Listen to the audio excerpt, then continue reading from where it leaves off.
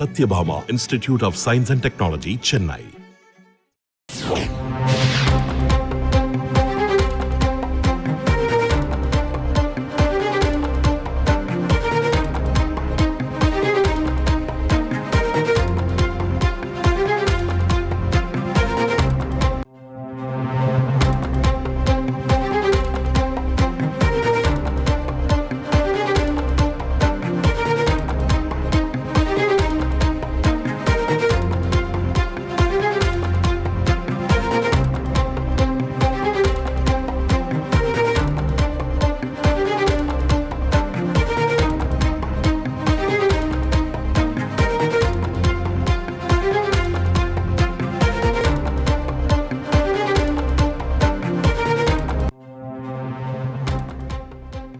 தமிழ்நாட்டில் கடந்த 2006ஆம் ஆண்டு முதல் 2011ஆம் ஆண்டு வரை நடந்த திமுக ஆட்சி காலத்துல விழுப்புரம் மாவட்டம் வானூர் தாலுகா பூத்துறை கிராமத்துல செம்மண் குவாரி நடத்தி அளவுக்கு அதிகமாக மண் எடுத்து சுமார் 2,64,644 லோடு செம்மண் எடுத்து இதன் மூலியமாக 28,36,40,600 ரூபாய் இழப்பு ஏற்படுத்தியதாக திமுக முன்னாள் அமைச்சர் பொன்முடி, அவரது மகன் கௌதம் சிகாமணி உள்ளிட்ட ஒரு 8 பேர் மீது கடந்த 2012ஆம் ஆண்டு விழுப்புரம் மாவட்ட குற்றப்பிரிவு காவல்துறை வழக்கு பதிவு பண்ணாங்க.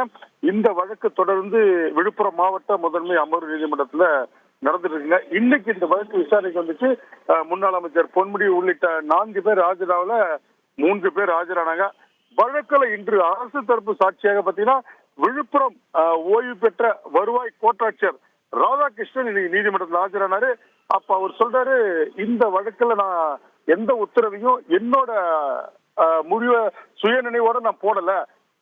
மாவட்ட ஆட்சியர் உள்ளிட்ட அரசு அதிகாரிகள் எனக்கு அழுத்தம் கொடுத்ததால் மட்டும்தான் இந்த செம்மண் குவாரி முறைகேடு வழக்குல தான் கையெழுத்து போட்டதாக தற்போது நீதிமன்றத்துல நீதிபதி பூர்ணிமா முன்னில பிறர் சாட்சியம் அளிச்சிருக்காரு. இது விழுப்புரம் நீதிமன்றத்தில் பரபரப்பு ஏற்படுத்திருக்கு. மொத்தம் இதுவரைக்கும் 11 சாட்சிகள் விசாரிக்கப்பட்டதுல 9 சாட்சிகள் பிறர் சாட்சியம், இன்று 12வது சாட்சி, இது 10வது சாட்சியாக பிறர் சாட்சியர் சம்பவம் தற்போது விழுப்புரம் நீதிமன்றத்துல ஒரு பரபரப்பா இருக்கு. அடுத்த கட்டம் மற்றொருவரும் இன்னும் சற்று நேரத்துல சாட்சி அளிக்க போறாரு.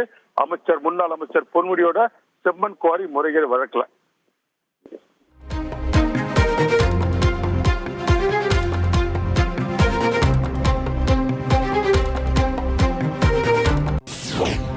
Satyabhama Institute of Science and Technology, Chennai.